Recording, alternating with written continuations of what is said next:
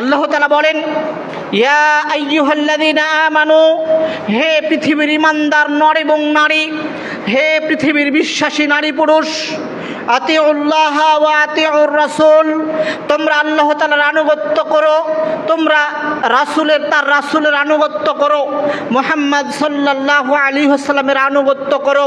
ওয়ালা তুবতিলু আমালাকুম, আর তোমরা তোমাদের আমলগুলোকে বাতিল করে দিও না। আল্লাহ তাআলা মুমিন নারী পুরুষকে লক্ষ্য করে বলছেন, হে পৃথিবীর মুমিন ঈমানদার নারী এবং পুরুষ, আতিউল্লাহ, তোমরা আল্লাহর আনুগত্য করো।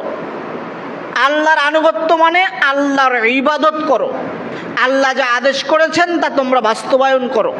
ওয়া আতিউর রাসূল, আর রাসূলের আনুগত্য করো। রাসূলের আনুগত্য মানে আল্লাহ তাআলার ইবাদত করতে গিয়ে আল্লাহ তাআলার ইবাদত কিভাবে করবেন, রাসূলুল্লাহ সাল্লাল্লাহু আলাইহি ওয়াসাল্লাম যেভাবে করেছেন, রাসূলুল্লাহ সাল্লাল্লাহু আলাইহি ওয়াসাল্লাম তার জীবন যেভাবে পরিচালনা করেছেন, এইভাবে তোমরা করো, তাহলে এইটা রাসূলের আনুগত্য। ওয়ালা তুবতিলু আমালাকুম,